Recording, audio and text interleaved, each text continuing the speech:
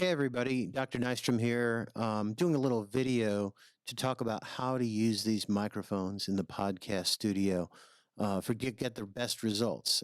This is, of course, the Rodecaster 2 Pro mixer console for podcasting, and I know there's a lot of people that are excited about using the podcast studio to record podcasts and other things. And I wanted to give you a few heads up about how to use these because sometimes when you use this equipment, it just doesn't turn out how you'd want it. And so the first thing I'm going to do is tell you make sure before you ever put your headphones on, this is a really important audio recording safety tip. Before you put your headphones on, make sure you turn your equipment on first before you put your headphones on, because sometimes you can get a really nasty electrical pop through the output jack of your headphones. It can actually damage your hearing, can be quite serious. So here I've got the Rodecaster on, and I'm going to go ahead and put on my headphones. If you're recording a podcast, you want to be wearing headphones because monitoring is extremely important to know what kind of quality you're getting. So I'm going ahead and putting these on. I can hear myself loud and clear. These two microphones that we have on the boom, these are really good professional quality studio microphones. They are what are called unidirectional or cardioid microphones, which means they only record in one direction.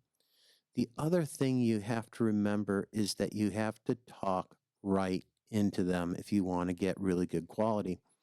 Now, the Rodecaster, this mixer unit here, is really what we would call very gain hungry. In other words, it wants a lot of signal from the microphone. When you pull the SD card out of here and you are working with it, you'll find that, gosh, there could be more signal, and you'll find yourself in the editing suite going ahead and, you know, boosting your levels a bit. So, don't be afraid to move your level of your microphone up a bit. I've got this up pretty high here on the mixer board. I'm talking right into it.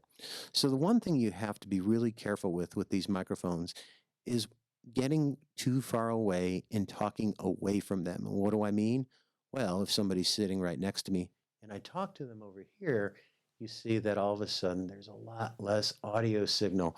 In fact, it sounds pretty bad. And it's very distracting when you're having a conversation and it's going in and out like this. You don't want that to happen.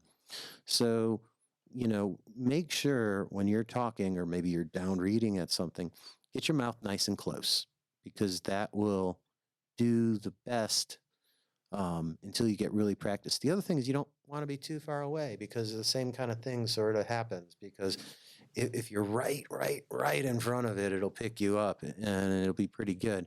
But when you're further away, of course, your margin for error is much greater. So I think this is a pretty safe lesson. Go ahead and get close to your microphone.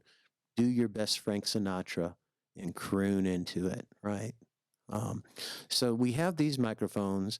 I'm going to go and switch to a different one. Eventually, I think we're going to purchase 2 more of these microphones, so this will be moot. But right now, if you've got a third podcast guest in the studio, you might want to use this side address microphone we have in here, which is very handy. I've got it turned off right now, and you can kind of see some of the problems. So I'm going to go ahead and turn off the mic, turn it down.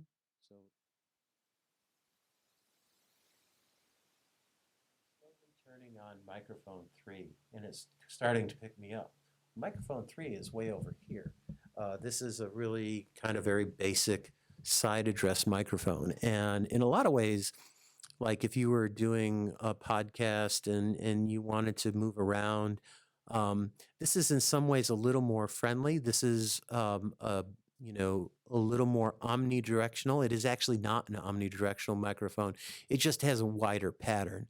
And so it records a pretty big area. You can get further away from it. The fall off isn't as bad if you're talking over here to the side. It still tends to pick you up. So it's kind of nice to have. But the problem is if I'm talking on this microphone and it's, I'm over here talking and somebody else is over there talking, it will also pick it up. So in a studio setting, it doesn't have as good of what we call isolation, right?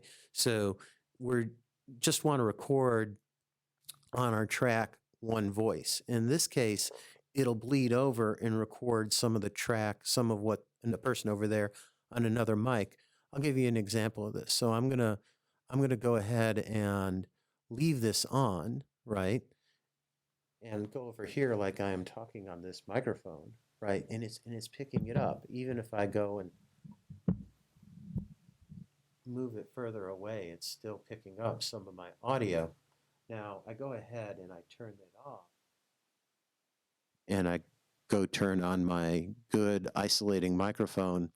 I have another one of these isolating microphones across the desk, and I'll go ahead and turn that on. And you'll see, okay, I've got it both on, and I'm having a podcast conversation, and we're recording, and we're talking directly into our microphones. And just to give you an idea, I'm going to keep talking, but I'm going to turn off the microphone I'm talking into and leave the one that's across the way on. So you can see it's not picking up very much audio indeed, right? It's just picking up my microphone. I'm going to go ahead and turn the one across the way off. Now, I do have a backup solution. So what if you started recording your podcast and you'll notice that the record button is green? You know what that means? I forgot to hit record when I started recording this video. Well, I'm feeding the audio to the video, and so that's not such a big deal. But if I was recording a podcast, I'd be kind of upset. I mean, wouldn't you? So what I'm going to do is show you a way to back up your recordings for two reasons. One is if you're just getting really animated and you're talking off and you're going here and saying, "Oh, I disagree with that," and all that, and you're getting all this kind of really not great audio quality, you want to have a backup. And we have these units, they're called the Rode Go 2. They're little wireless packs. It has one receiver and two microphone, transmitter, and recorders all in one. I've got videos on how to use these in the field. So if you're recording a podcast studio and you want to record it rather outside the studio, these are actually a really great option. And so I'll have links in with this video in the docstudio.org instruction page showing you how to use these and import files off of them and so forth.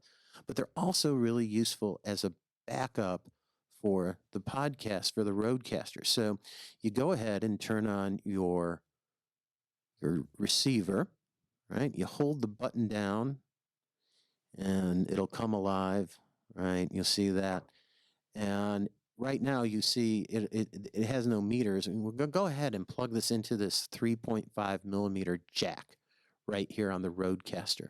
Now, I'm actually going to briefly take off my headphones because I'm connecting another microphone. And again, as audio safety, that's a good idea. So I'm going to go ahead and turn on one of my microphones. Now you can have two of these, one for each person. So now that's turned on, and I've got two blue lights on, showing that it's connecting. And you'll notice on the receiver that you'll have a green meter bar as well. That's coming into the what is the phone jack on the Rodecaster 2. I can go ahead and take and clip this to my shirt. And so it's got this little fuzzy wind mic on it. I don't have the mic itself turned on the soundboard just yet, but it's got this little furry wind mic, which is really nice if you're out in the field. I've used these quite a lot, recording interviews in farm fields where it's raining and things like that. They do a really good job. These are what we call an omnidirectional microphone. It means that they pick up sound from all directions. And that can be really good, especially if you're doing something like walking around a farm field and you don't mind there being as much what we call ambient sound, the sounds that are around you while you're recording. We tend not to use these in the studio setting for this podcast because, again, we don't want bleed over on the other lines, but it's not horrible, right? So like the space between terrible and pretty darn good is actually very achievable. And we're going to get students up to the pretty darn good level. That pretty darn good level to absolute professional quality is a much steeper climb. We're a little less worried about that right now. Um, but anyway, so if I go ahead and turn on the audio jack, it's going to start picking up this microphone as well. And I think you hear it a little bit in the reverb. And, if I tap this, right, we've got a little bit of sound. I'm going to go ahead and go and clip it onto my lapel. And now, while we're monitoring, and you're hearing on the video of an audio feed coming out of the mixer. So you're hearing both this microphone and this microphone. But when you go and pull your files into Logic Pro or whatever you're using as your digital audio workstation, you'll be able to separate those tracks out and make them independently. But what's nice about this is, okay, let me just show you a little bit about how this little clip-on microphone is recording. I'm turning off the mic I'm talking into, right? And we're still left with the microphone, the clip-on microphone. Now we have a little less audio coming through it, but it's not bad, right? And also it's maybe not as crisp.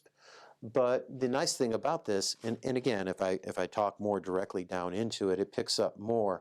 But because it's an omnidirectional microphone, the range of fall off isn't as great. It's not as jarring or distracting. And so, if you're wanting to just come in here and have a conversation and you don't mind a little lower quality or anything like that, these aren't bad. These are actually a pretty decent way of doing it. Now, these are recording on the right and left track when you pull in what's called the polywave file into your digital audio workstation, your DAW, if you will. You'll notice that they come on a right and left, but you can duplicate those tracks and use them as modular tracks in your editing workflow. But the nice thing about this is twofold. One, if you find you're not getting usable audio off of the Rode mics because you've gone and started looking at the camera instead of talking into your microphone, you're still going to end up with usable audio off of these. The other thing is if you forgot to hit the record button on the Rodecaster, these microphones actually have 7 hours of recording built into them, which is really pretty amazing. They've got very good battery life.